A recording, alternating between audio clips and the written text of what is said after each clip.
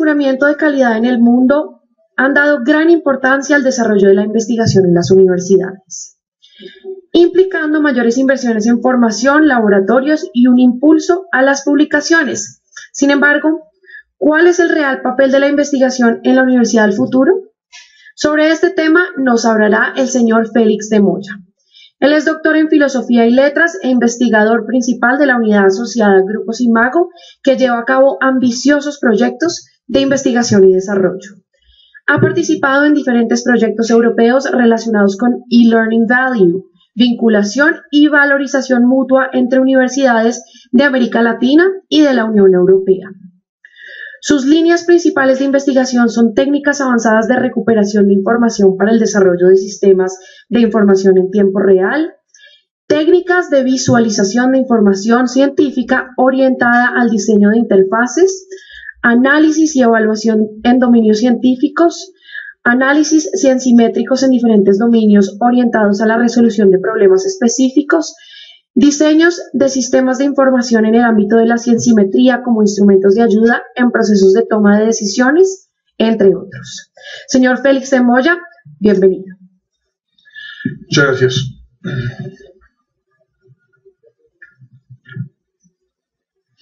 Buenos días a todos. En primer lugar, quiero empezar por agradecer a la Universidad Cooperativa la oportunidad de estar hoy aquí con ustedes. Para cualquiera que pertenece al mundo académico y más si presume de ser investigador, porque esto es lo que hacemos los investigadores, presumir,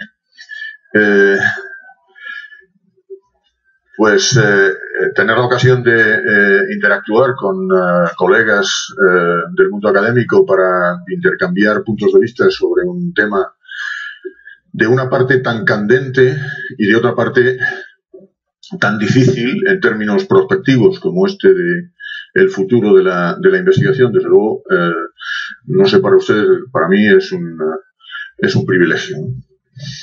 El planteamiento que yo voy a hacer en la presentación tiene mucho que ver con esas dos citas que he puesto en la primera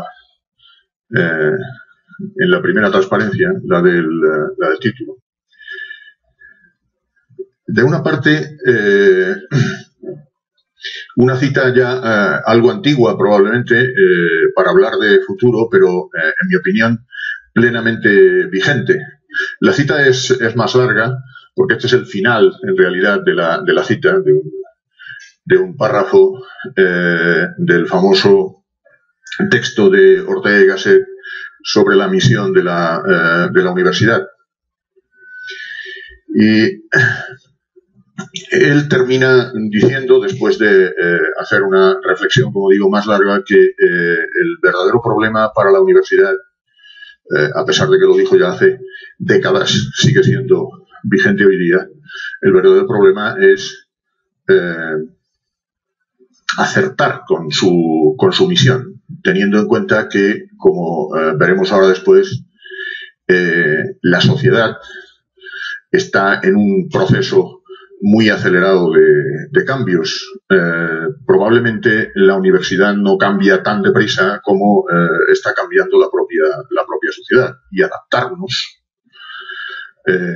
adaptar las instituciones académicas a esos cambios que se producen en la sociedad tiene efectos importantes sobre la consideración de la propia misión de la institución universitaria, como trataré de plantearles a continuación. Alguien que ha dado algunas claves sobre cómo debe desarrollarse este proceso es quien está en la segunda cita, Manuel Castells, que dice que el sistema universitario de la era de la información es un sistema multimodal en el cual diferentes tecnologías y procesos pedagógicos se articulan y complementan para dar servicios a una sociedad y a una economía en constante transformación. La verdad es que yo creo que tenemos que reconocer todos que las universidades como instituciones no cambian tan rápidamente como se producen esos cambios en la sociedad. Me parece que esto podría ser compartido. A lo mejor luego no compartiríamos en qué dirección se deberían producir los cambios. Yo recuerdo frecuentemente, y quizá alguno de ustedes me lo haya oído decir en alguna ocasión anterior, algo que oí en un conversatorio de la Asociación Europea de Universidades, que creo que es en parte la explicación de por qué las universidades, con tanta dificultad, se adaptan a los cambios que la sociedad les está exigiendo. En ese conversatorio, después de 45 minutos de 3 expertos en educación superior se dedicaran a decir reiteradamente que las universidades tenían que cambiar para adaptarse a las nuevas demandas de la sociedad, el relator dijo: miren, llevan ustedes 45 minutos diciendo que las universidades deben cambiar. Ustedes son autoridades universitarias, cámbienlas. ¿Qué problema hay? Y entonces uno de ellos dijo: miren, cambiar una universidad es como cambiar un cementerio. Se pueden hacer muchas cosas para cambiar un cementerio, pero no espere usted colaboración de los que viven dentro. A lo mejor, yo lo apunto solo como hipótesis, ¿no? Es decir, a lo mejor las universidades tienen dificultad para adaptarse, justamente por las resistencias que nosotros mismos planteamos, porque evidentemente esos cambios nos afectan muy directamente, en particular a los académicos. Y como tenemos una implicación en muchos contextos universitarios, una implicación importante en la gestión de las propias universidades, pues las naturales resistencias al cambio, que son inherentes a la condición humana, pues están presentes en estos procesos. Pero es verdad que las universidades necesitan tanta adaptación. Bueno, yo he recogido de distintas fuentes estas que probablemente no sean todas las que a ustedes a lo mejor se les ocurre alguna más, ¿no? Estos motivos para que las instituciones de educación superior se vean empujadas a adaptarse. Y desde luego no me voy a olvidar del objetivo de esta presentación, que es hablar de la investigación, pero ya desde esta perspectiva la investigación, como digo, se ve claramente afectada, ¿no? Los cambios demográficos no son tanto cambios demográficos en general en la sociedad, sino que a las universidades afectan estos cambios demográficos fundamentalmente porque, de manera espectacular, especialmente en regiones como América Latina, regiones del mundo como América Latina, ha crecido la demanda de servicios en el ámbito de la educación superior. Multiplicándose espectacularmente el número de usuarios que demandan formación en el ámbito de la educación superior. Si uno compara, por ejemplo, los datos que son públicos de número de estudiantes universitarios que tenían las universidades latinoamericanas en los años 50 y 60 con los estudiantes que hay ahora mismo, no hay probablemente ninguna región del mundo que haya crecido tanto en demanda de servicios universitarios como Latinoamérica.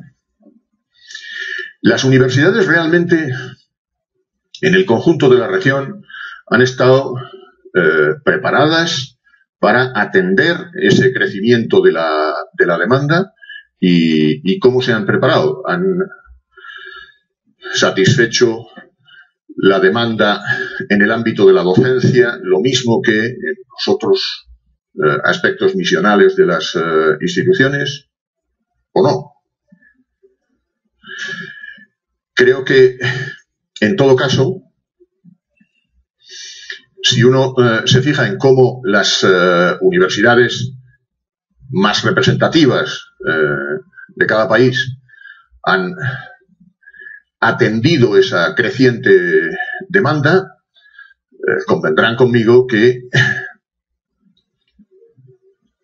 la adaptación que se ha producido en esas pocas universidades en cada país ha sido una adaptación fundamentalmente orientada a atender la demanda de servicios docentes, no en otros aspectos de la vida académica, o no por lo menos en la misma proporción. Eso no ha impedido que las universidades crezcan de manera significativa también en resultados de investigación, y muchas universidades están haciendo esa transición de ser teaching universities a universidades que combinan la docencia con la investigación. Pero el crecimiento de la demanda ha marcado de manera muy significativa la capacidad que las universidades tienen para desplegar sus capacidades de carácter docente, en primer lugar, y de manera subsidiaria, en todo caso, la investigación solo en algunas universidades. Luego veremos algunas cifras al respecto. Cambios socioeconómicos, internacionalización, proliferación de universidades justamente para atender esa demanda. Esa proliferación de universidades no siempre se ha producido en el ámbito de marcos regulatorios en los países que permita realmente garantizar la calidad de los servicios. Cuando se habla, ahora recientemente en un encuentro que ha habido de consejos nacionales de acreditación en Santiago de Chile, se hablaba justamente de cómo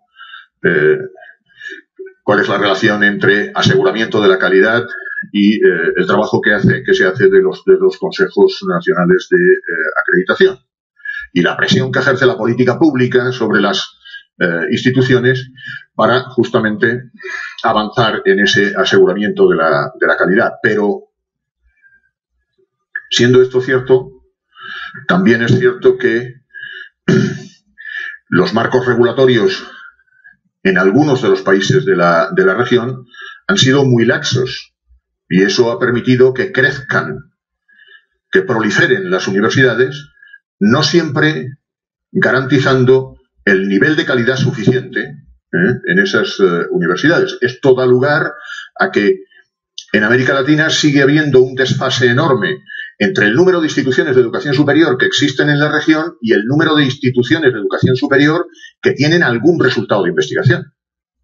El desfase todavía es muy grande. Probablemente el problema no está tanto en lo que se hace a posteriori de la creación de las universidades para acreditarlas. El problema no está tanto en las políticas públicas una vez que las instituciones están creadas, sino el problema está más bien, por lo menos en algunos países esto parece obvio, en cómo es el marco regulatorio que da lugar a la creación de esas universidades. En esto, algunos países todavía tienen un recorrido importante que hacer.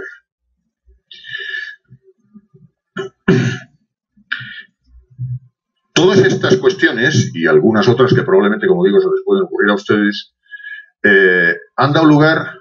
están dando lugar en la sociedad a algo que es verdaderamente preocupante para muchos académicos y estudiosos del mundo universitario, y es un proceso de deslegitimación social de la institución universitaria. Este proceso de deslegitimación social se ha acelerado considerablemente. Luego haré alguna referencia más detallada a este asunto en los comentarios finales. Se ha acelerado considerablemente como consecuencia de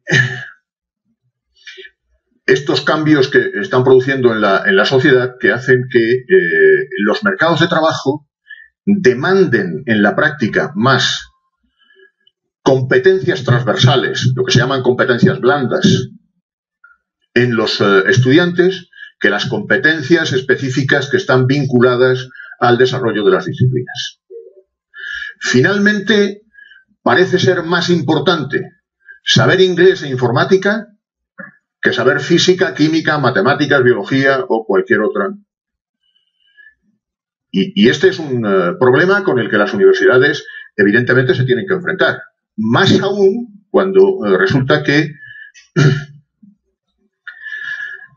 el desarrollo de una de las misiones de la universidad, la investigación, es un desarrollo que está vinculado a la generación de conocimiento en los ámbitos disciplinares. Por tanto, la desconexión que se produce entre generación de conocimiento y demandas sociales de competencias blandas es una desconexión evidente. Esto por no ir a una cuestión más de fondo que tiene que ver con el concepto mismo de universidad. El concepto de universidad está ligado inevitablemente a la idea de que deben existir en la sociedad referentes intelectuales. Y cuando muchos de nosotros hemos estado estudiando en la universidad, el planteamiento basal de la vida académica era que éramos estudiantes que no teníamos dominio, no teníamos conocimiento de los referentes intelectuales que en la disciplina correspondiente debían existir. Y la universidad te ponía en contacto justamente con esos referentes intelectuales. ¿Qué pasa con instituciones que se dedican a eso en una sociedad en la que los referentes intelectuales han sido eliminados de la vida social? ¿Qué pasa con la investigación, que está basada justamente en la utilización de referencias intelectuales para desarrollar nuevo conocimiento? Realmente tenemos un problema de adaptación de las instituciones universitarias a un contexto social, lo que el sociólogo Bauman llama la modernidad líquida, a un contexto social en el que los elementos basales del concepto mismo de universidad han sido cuestionados por la vía de los hechos, no porque nadie haya escrito ningún tratado, como nos gustaría que sucediera, para poder a continuación someterlo a debate académico.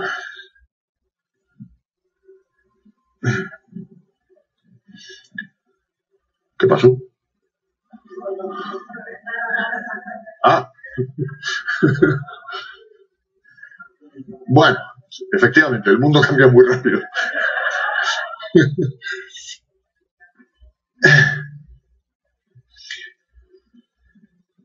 Yo creo que tenemos que revisar las misiones de la universidad y sobre todo la relación entre ellas. Y eso lo tenemos que hacer en un contexto universitario que ha ido cambiando y dando lugar a la aparición de nuevos tipos de universidades.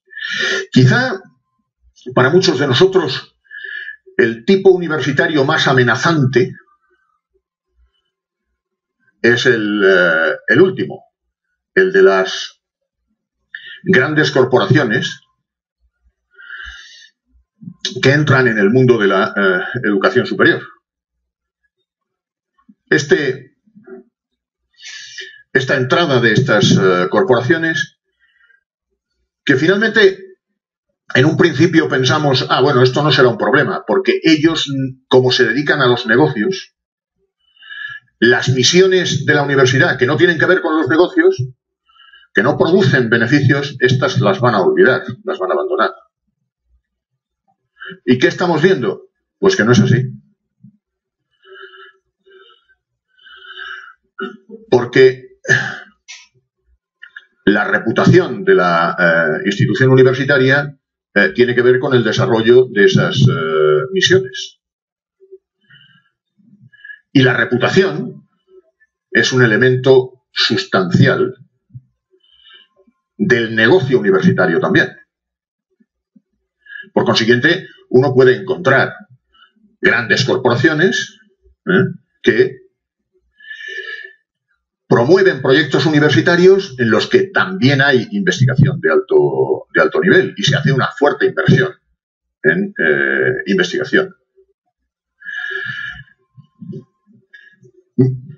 Estas corporaciones conviven con instituciones clásicas que tienen marcado foco misional, sobre todo privadas, o las llamadas universidades convencionales que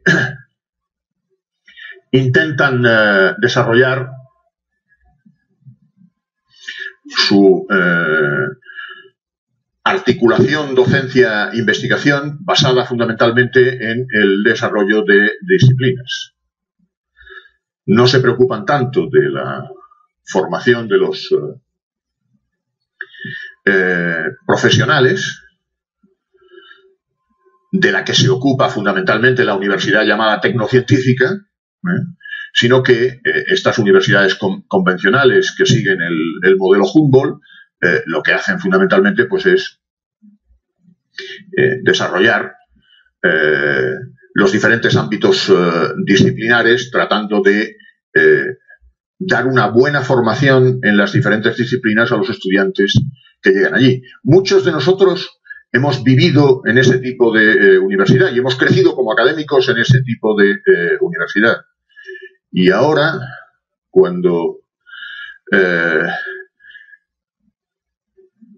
la sociedad nos dice, no, pero mire, es que realmente este perfil que está usted formando aquí a este sector de la industria no sirve de nada. ¿Por qué? Porque ese tipo de profesional no es capaz de contribuir en la generación de utilidades en las empresas, o no es eficiente en el desarrollo de los servicios públicos, y la formación que la universidad está ofreciendo no parece ser útil. Yo creo que estos diferentes tipos de universidad, en gran medida, y sobre todo en una región como América Latina, han tenido que volver a mirar las misiones tradicionales y reenfocarlas, en particular la que tiene que ver con la investigación.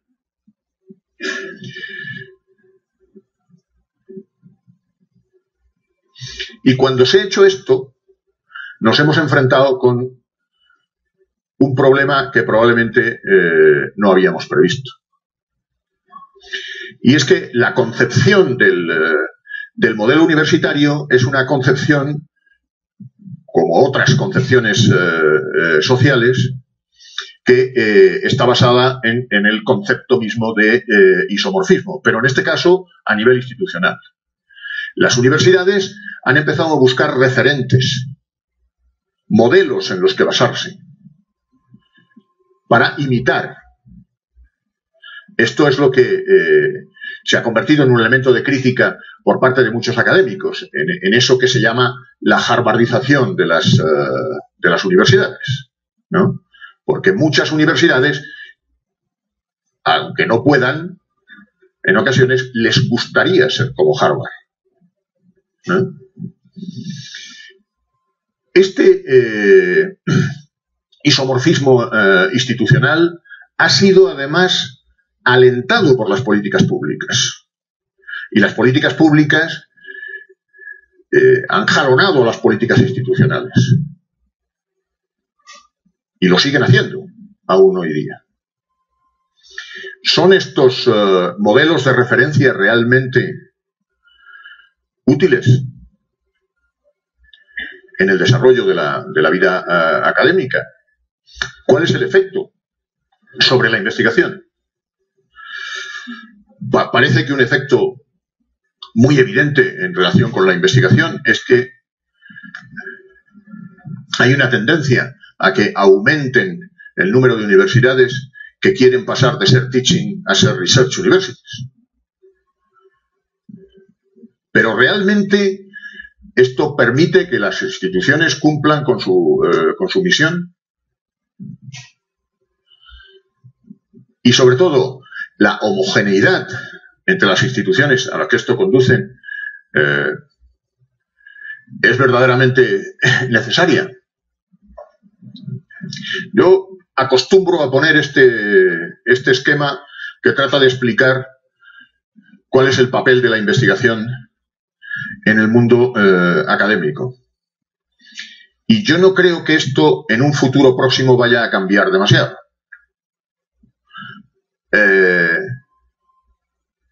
Personas con capacidades, algunos recursos económicos variables de unas áreas a otras y, sobre todo, información científica son los tres inputs de la investigación.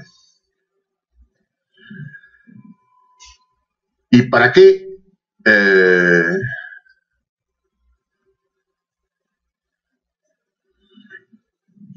investigamos en el mundo académico? ¿Para resolver los grandes problemas que tiene la humanidad? ¿Para desarrollar el conocimiento de las diferentes disciplinas? Sí, pero de manera mucho más inmediata, para conseguir que quienes tienen capacidades, puestos en contacto con la información científica, aumenten esas capacidades. Y de esa forma, la investigación contribuye a asegurar la calidad, no solo de la propia investigación, sino también de la docencia y de la extensión.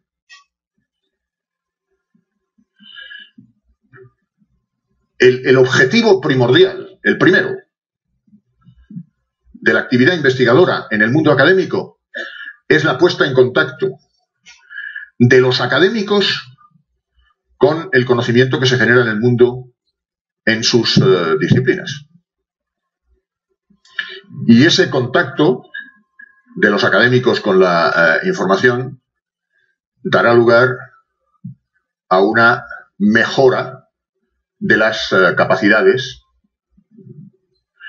aun si no se produce ningún tipo de beneficio económico como consecuencia de la actividad investigadora. Y aun si el conocimiento que se generara no fuera un conocimiento de altísimo valor. La mayor parte de la investigación que se produce hoy día en el mundo es de poco valor. No la que se produce aquí, la que se produce en todas partes. Es de poco valor en sí misma, como conocimiento. Es de poco valor, pero, sin embargo, desempeña un papel crucial en la capacitación de los académicos. Y eso tiene efectos beneficiosos sobre los estudiantes y sobre la actividad de transferencia que realizan las universidades. Luego, evidentemente, se produce este círculo virtuoso, conocimiento que se genera, que se transforma en literatura científica, y esta literatura científica es usada como insumo para realizar nuevas investigaciones.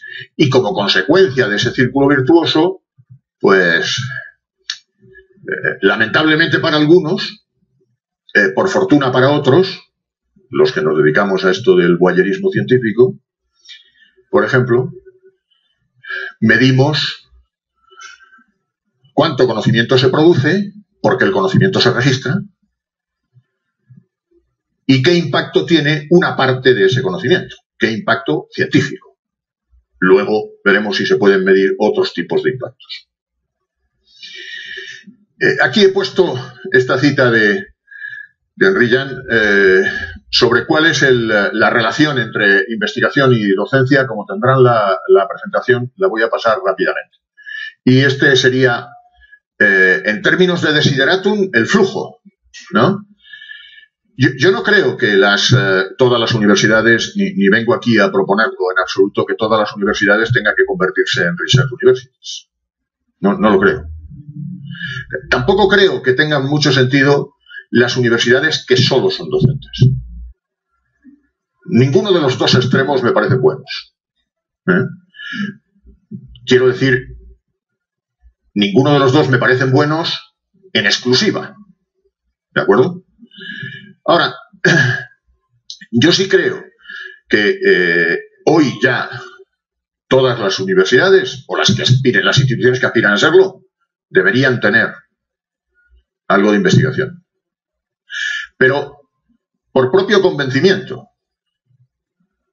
En algunos países, aquí en América Latina y en otras regiones del mundo, se está dando una situación que es, me van a permitir, es hasta graciosa, ¿no? Es decir, el marco regulatorio exige a las universidades que demuestren que están haciendo algo en relación con la investigación.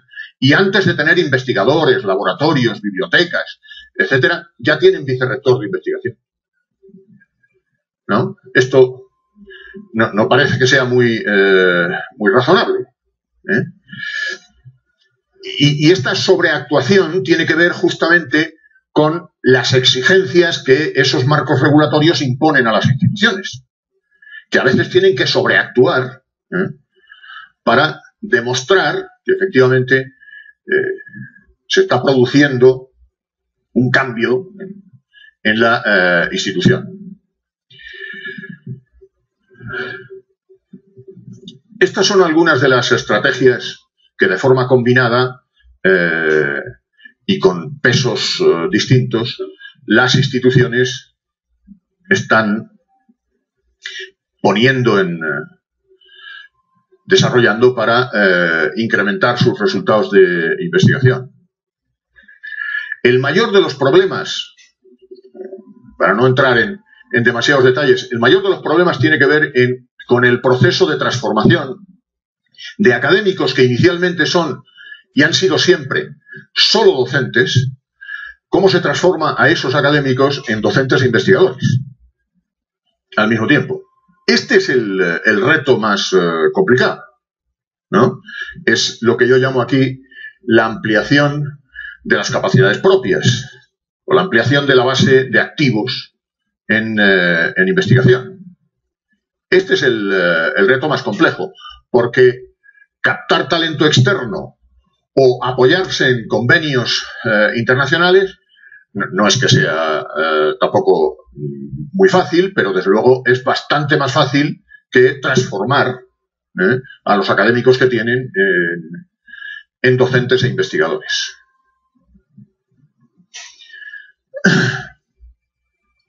Aquí hay una serie de objetivos de corto, medio y largo plazo que propongo para que las universidades avancen en este proceso como instituciones capaces de generar nuevo conocimiento. Teniendo en cuenta que muchas de estas medidas de política institucional están siendo, de alguna manera, impulsadas desde la propia política pública. Quizá uno de los ejemplos más interesantes desde el punto de vista del análisis es el caso de Colombia y los programas del tipo de los pilos. Ese es un caso interesante cuando se mira desde el punto de vista de la proactividad que está generando en las propias instituciones para tratar de acreditarse y de esa manera tener acceso a los estudiantes que vienen con un pan debajo del brazo, ¿no? Ese tipo de fenómenos que, como decía antes, son en realidad el resultado del jalonamiento que la política pública hace de las políticas institucionales, no siempre está sirviendo para que realmente, desde el punto de vista del despliegue misional de la institución, las cosas se desarrollen como debieran, en términos de servicio público.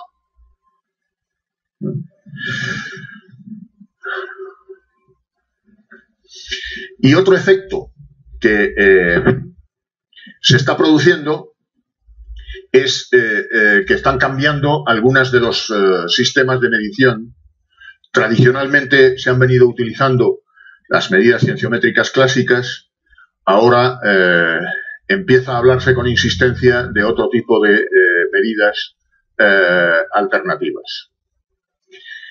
Pero en todo caso, quiero que recuerden esto que les voy a mostrar ahora. Miren, las medidas fueron inventadas para otra cosa, pero luego fueron reinterpretadas. Por ejemplo, esta de citación, tan sometida a debate constantemente, para lo que servía era para que lo no citado fuera información no usada, lo muy citado algo que había tenido buena aceptación, y la autocitación era parte del proceso normal de comunicación científica. ¿Y qué sucedió? Pues que esto se reinterpretó. Y entonces lo no citado pasó a ser de baja calidad. Lo muy citado de alta calidad. Y la autocitación parte de un proceso de manipulación del impacto. Esta valoración de las medidas pertenece a la política pública.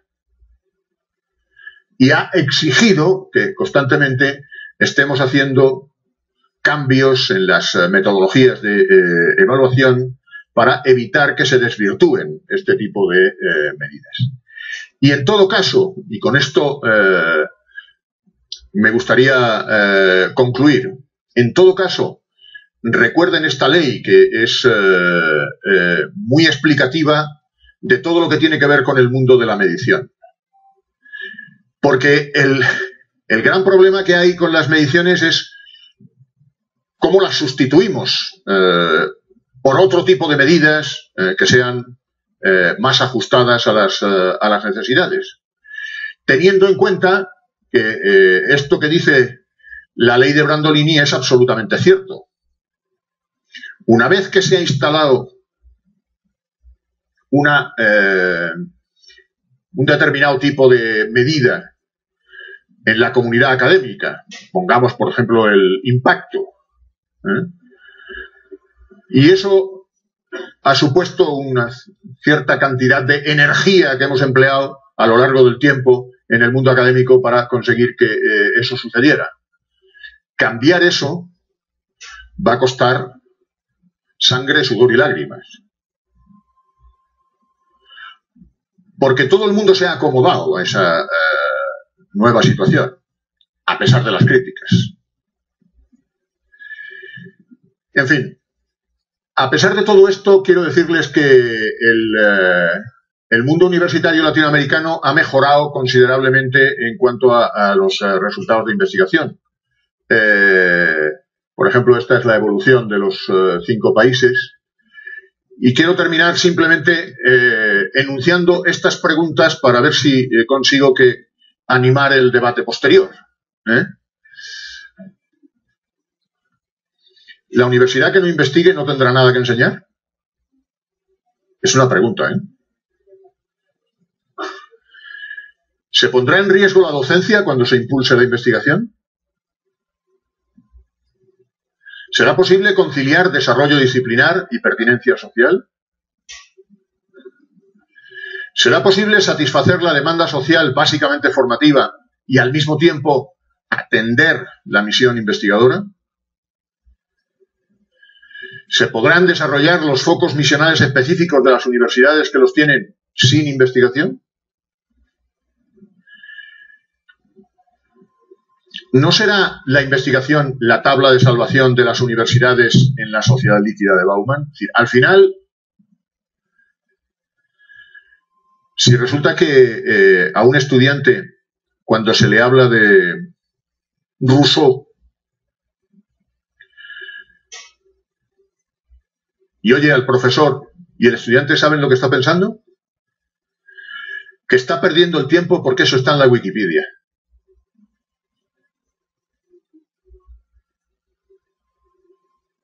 Eso es lo que piensa el estudiante hoy. Por esto que decía antes de que se habían perdido los referentes intelectuales. ¿Cómo vamos a afrontar esta situación? ¿Enseñándoles a usar la Wikipedia? Cuando resulta que saben ellos usarla mejor que nosotros.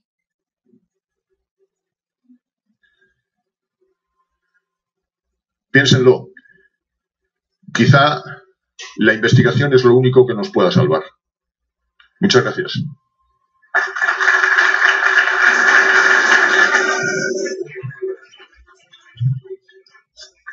Bueno, tenemos tiempo para una pregunta y es, como ayer lo resaltaba el doctor Alec, la misión básica de la universidad es ser nicho de creación de conocimiento y luego formación.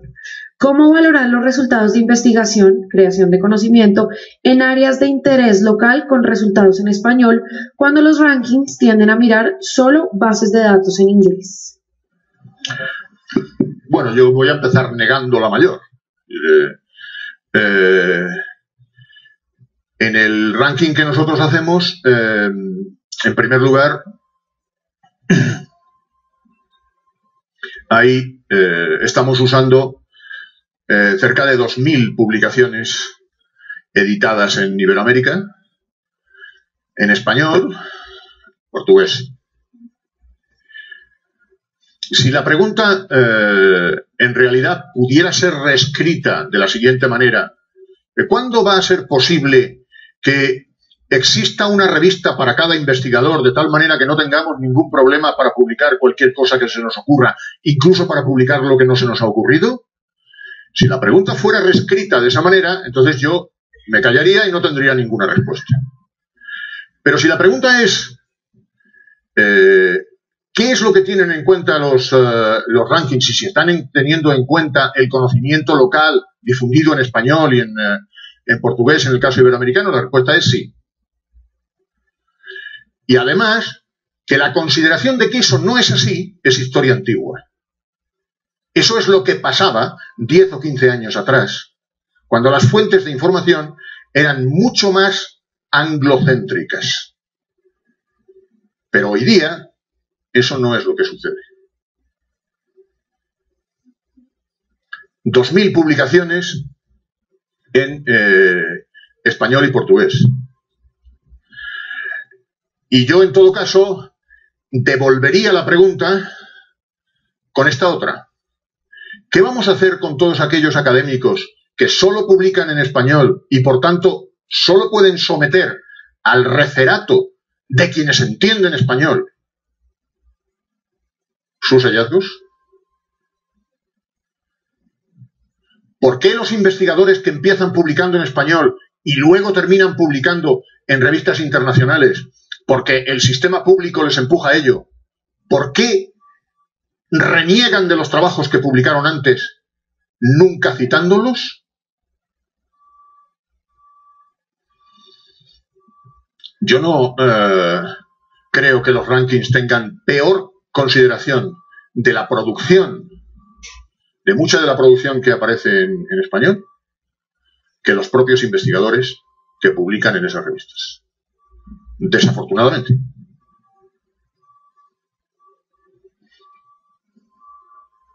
Se nos ha acabado el tiempo. Muchas gracias por la intervención.